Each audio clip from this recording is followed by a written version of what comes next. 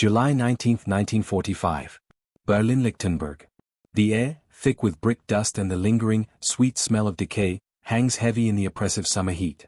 A line of German women, their hands raw, are clearing a mountain of rubble. Then, a sound. Not gunfire. Not shouting.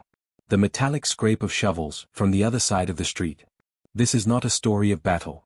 This is a story of the morning after. The Battle of Berlin, one of history's most brutal urban conflicts, ended just 2 months prior. The city is a corpse, picked over by the victorious Allies. The Stunde Null, or 0 hour, has begun. For the people of Berlin, especially the women, the victors are the Soviet Red Army. And the Red Army's arrival was a wave of fire and vengeance. An estimated 2 million German women were assaulted in the occupation's first wave. The fear is primal, physical. The enemy is not just a soldier, he is a boogeyman, a figure of retribution for the 27 million Soviet dead. This district, Lichtenberg, is deep inside the Soviet sector. The man in charge of the city is Colonel General Nikolai Berzarin. In a strange twist, Berzarin is acting less as a conqueror and more as an administrator.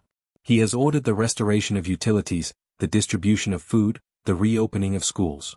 Some Germans are already calling him the savior of Berlin. But Berzarin is a pragmatist. He needs the city to function. And to function, it must be cleared. This duty falls to the Trümmerfrauen, the Rubble Women. They are Germany's widows, mothers, and daughters, conscripted by the Allied powers to clear 74 million cubic meters of debris. They work under the eyes of their conquerors. At stake is not just the city, but survival itself. Food, a roof, and safety from the very men who now hold their lives in their hands. This specific block on the Friedrichsfelder Straße is under the watch of a small Soviet garrison. The women assigned to clear it are organized by the new, Soviet-installed local government. Among them is Hanna Voss, 42, a former shopkeeper's wife. Her husband is missing on the Eastern Front, presumed dead. Her world has shrunk to this pile of bricks and the day-to-day survival of her 14-year-old daughter, who she locks in their cellar apartment every morning. The guards are young. Boys, really. Pavel Rybakov, 19, from a village near Minsk. His entire family, mother, father, 2 sisters, was killed by the Einsatzgruppen in 1941. He has walked and fought for 4 years with a singular image in his mind, revenge. He is here, PPSH 41 submachine gun slung over his shoulder, to watch these women, the wives and mothers of the men who destroyed his world, and ensure they meet their quota. The air between them is not just quiet, it is dead, heavy with unspoken trauma and absolute, freezing hatred. We did not look at them. To look at them was to invite attention. You kept your eyes on the stone in your hand. The next stone. And the stone after that. They were not men. They were uniforms. And we were not women. We were just hands. Tools to clean the mess. On the morning of July 19th, something breaks the routine. The women are trying to clear the entrance to what was a small apartment building. A heavy lintel, a massive, twisted piece of concrete and rebar from the second-floor ceiling, blocks the entire entryway. 10 women push. It doesn't budge.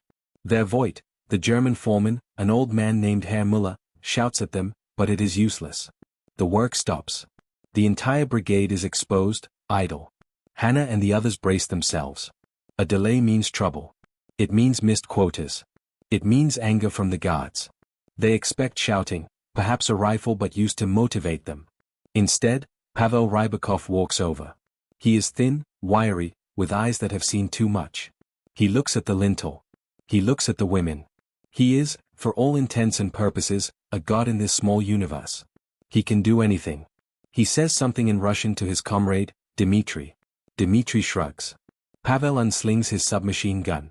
The women flinch. Hannah closes her eyes, reciting a prayer. But he doesn't point it. He leans it carefully against a ruined wall. Then, he walks to the back of the lintel, plants his heavy boots in the rubble, and yells in broken, guttural German, Zusammen. Now. The sound is shocking. Not the order, but the intent. He isn't ordering them to push. He is bracing himself with them. This is perspective 1, the stunned silence. For Hannah Voss, this is a psychological impossibility. It shatters the world she has built for survival. The boogeyman is not supposed to help. The conqueror is not supposed to build. I did not understand. He put his gun down. He put his gun down. That was the thing. A soldier without his gun, he is something else. He is just a boy. A tired boy. We just stared. My hands, they were shaking. But here is perspective 2, the practical soldier. This is Sergeant Victor Levin, 35, the squad leader who has just walked up. He's not an idealist, he's a veteran who has walked from Stalingrad to Berlin. He sees his 19-year-old subordinate with his rifle 10 feet away, surrounded by Germans, about to put his hands on a piece of rubble. Victor sees a dozen breaches of discipline. The Stavka Directive 006 explicitly forbids fraternization. The penalty is severe. To him, Pavel's act is not kindness, it is a moment of idiotic weakness that endangers the unit. He sees German women not as victims, but as a potential source of sabotage, partisan attacks, and disease.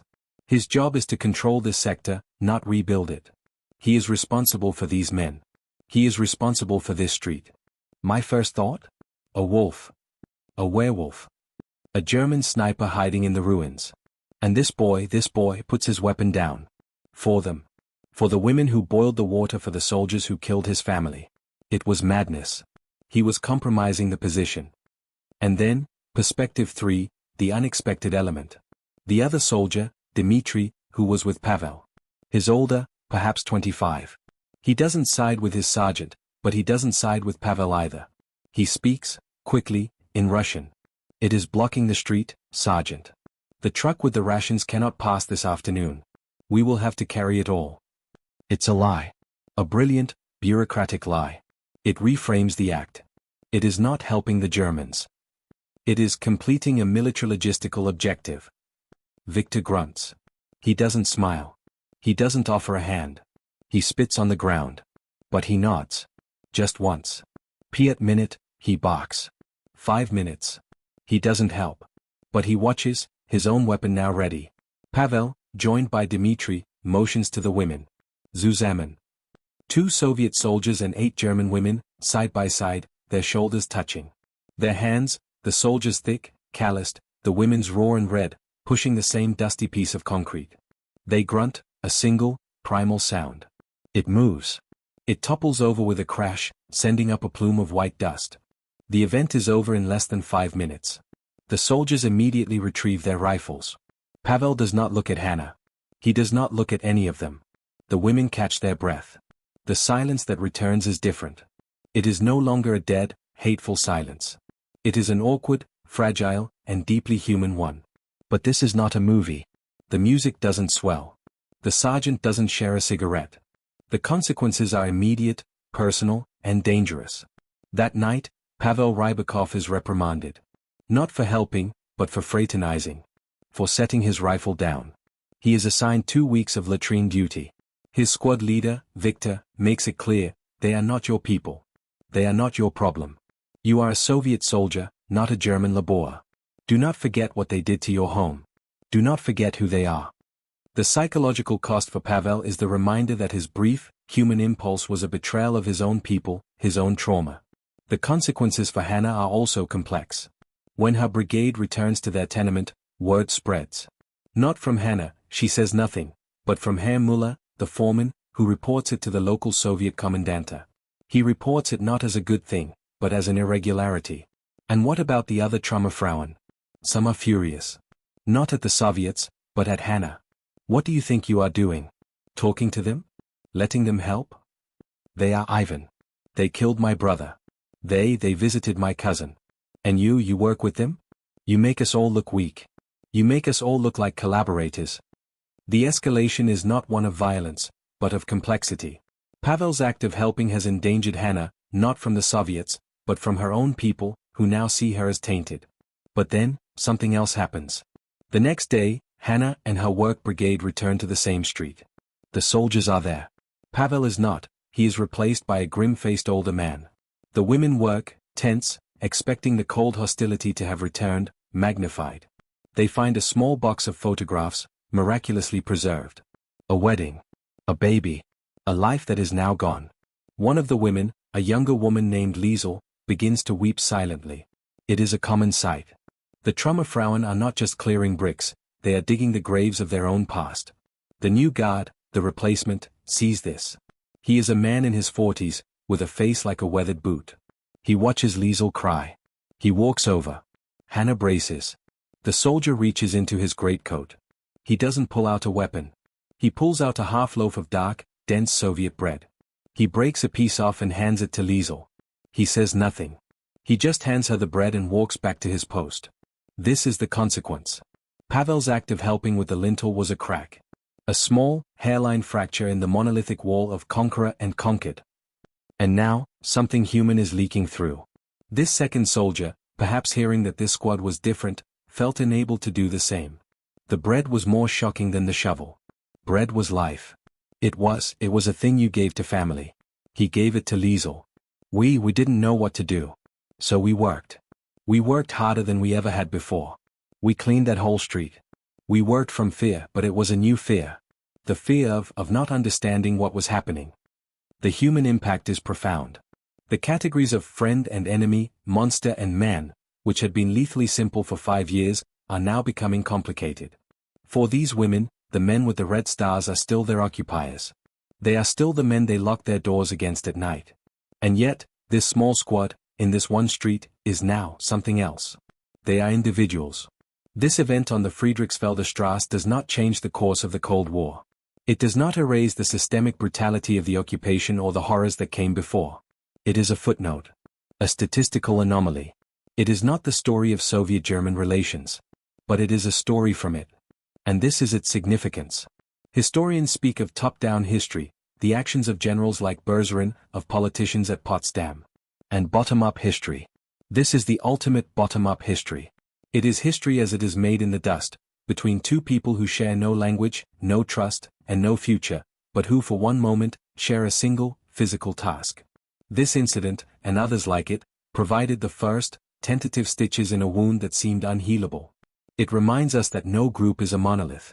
The same Red Army that unleashed a storm of vengeance also contained men like Pavel Rybakov, who, despite his own unimaginable loss, could still see a physical problem that needed solving. The same German populace that had enabled a monstrous regime also contained women like Hannah Voss, who had to find the courage to rebuild a world from its atoms. The universal lesson is one of radical, dangerous humanity. It teaches us that even in 0 hour, when all justifications for hatred are present and accounted for, when vengeance is not only easy but expected, the human impulse to build can, for a fleeting moment, overwhelm the impulse to destroy. It is the most unpredictable, and most powerful, force in history. Why does this story still matter? Because it forces us to ask an uncomfortable question. When all the flags are gone, and all the anthems are silent, and you are standing in the rubble with the person you were told to hate, what is left? Sometimes, it is just a rifle. And sometimes, it is an outstretched hand, ready to lift the next brick.